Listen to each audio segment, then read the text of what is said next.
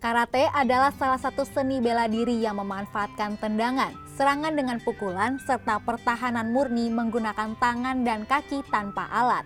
Karena kata karate sendiri berasal dari bahasa Jepang yang berarti tangan kosong.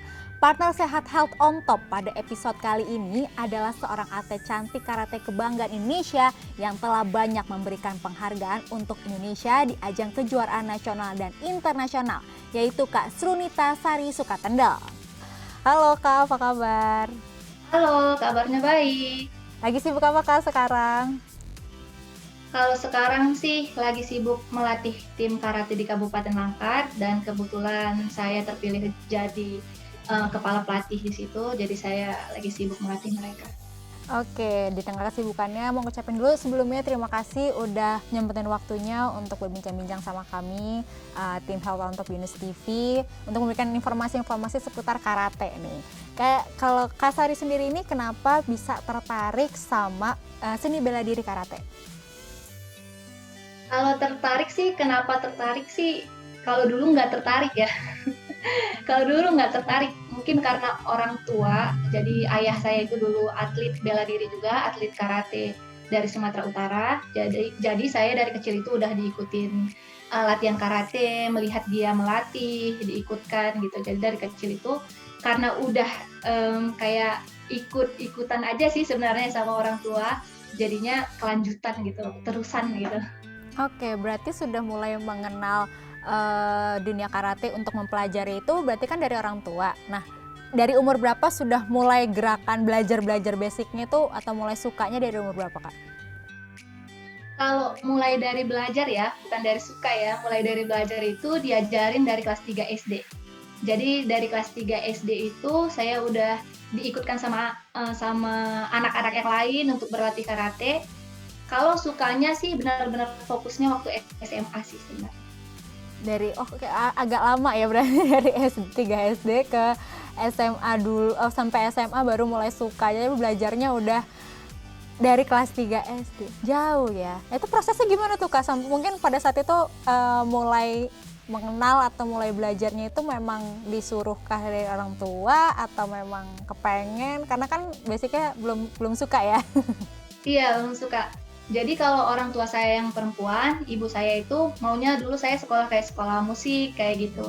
Karena kalau anak perempuan kan kalau bela diri kayak yang mungkin dia takut kayak gitu. Tapi ayah saya karena saya anak paling pertama, jadinya ayah saya pengen saya yang jadi atlet. Jadi dia dari kecil itu saya dari kelas 3 SD itu udah diajarkan basic-basic karate sama teman-teman yang lain. Nah, selanjutnya sampai SMP terus saya masih terus berlatih basic karate, berlatih karate, ikut kenaikan sabuk karate.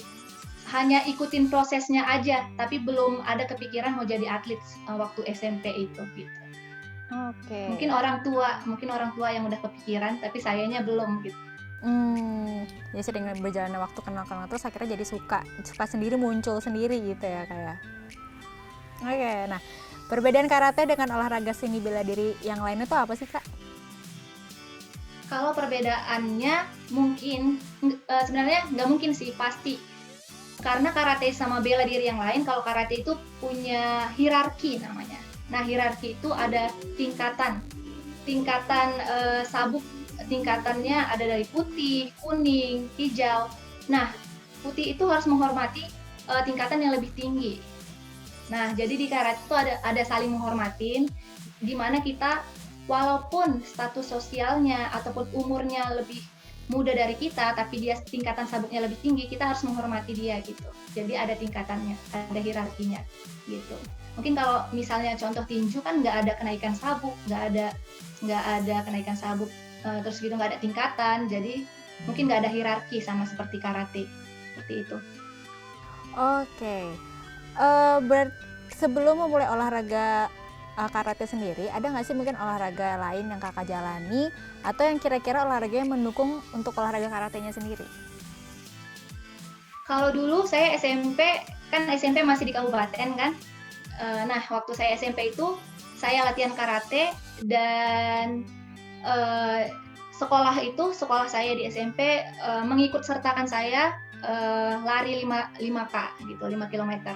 ada pertandingan antar sekolah di Kabupaten Langkat pada saat itu. Jadi setiap ada kejuaraan lomba lari atau pertandingan lari gitu, saya selalu diikut sertakan sama sekolah. Jadi sekalian latihan karate, sekalian ikut pertandingan juga yang lain. Oke, jadi waktu itu ada olahraga lari, menggeluti olahraga lari juga ya? Iya, sebenarnya dibutuhkan juga karena karate juga butuh fisik, butuh endurance seperti lari, jadinya kayak mix aja sih gitu. Oke. Nah, tapi kan tadi juga Kak Sari juga ada sempat cerita kalau misalnya dulu mulai olahraga karate itu kelas 3 SD. Nah, tapi ketika kelas 3 SD dan baru cintanya itu atau baru sukanya itu baru SMA, itu pada saat itu udah mulai difokusin nggak sih untuk latihannya atau mungkin mengenal olahraga bela diri ini atau karate itu untuk jadi atlet gitu? Atau kepikiran nggak sempat akhirnya jadi atlet gitu?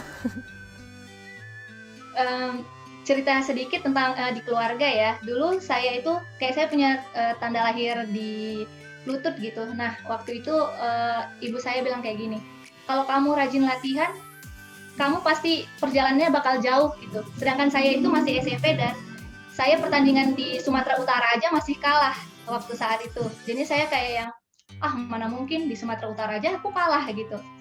Nah, di situ saya masih yang nggak ada kepikiran bakal bisa sampai internasional gitu. Jadinya memang belum ada niat, belum ada kayak karena masih insecure kali ya sama diri sendiri gitu. Jadinya belum ada kepikiran waktu sampai SMP itu.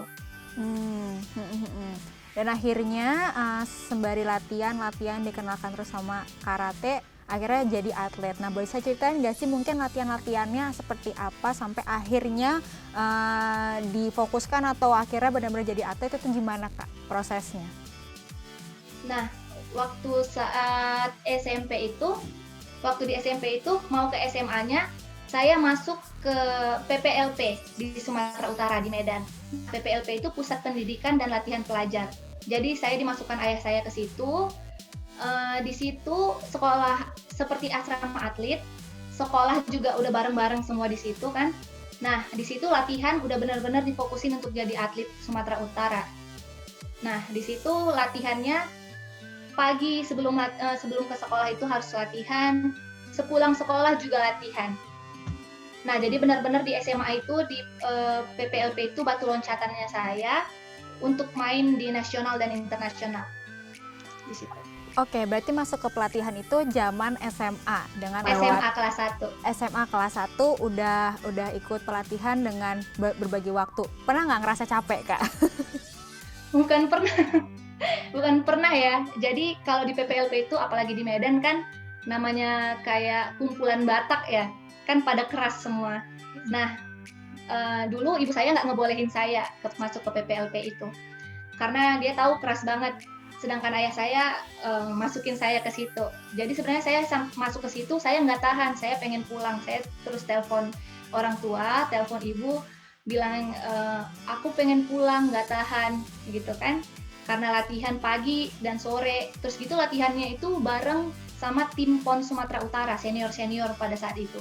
Dan tim PON Sumatera Utara itu ada yang sudah juara di SEA Games, dan PON sudah juara.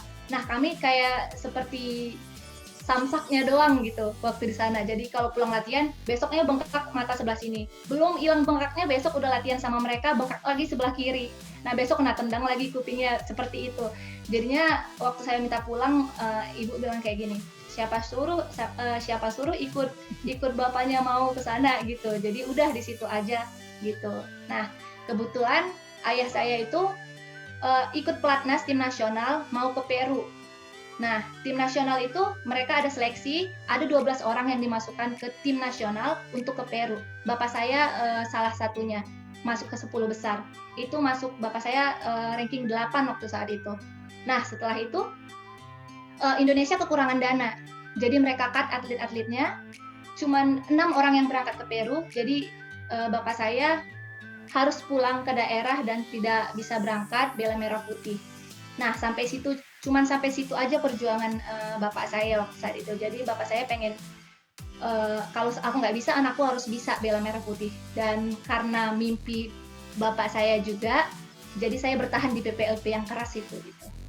Oke, wow, berarti agak sedikit ada sedikit emosionalnya juga ya, karena awalnya disuruh sama ibu maunya ke seni aja, akhirnya disuruh sama ayahnya akhirnya untuk fokus di karate. Terus sembari juga ikut pelatihan karena bapak mau ikut ke Peru, akhirnya dibatalkan dan akhirnya dari situlah ya timbul kayak oke, saya mungkin Kak Sari juga sempat kepikiran kayak oke, saya aja yang melanjutkan jejaknya ayah gitu ya.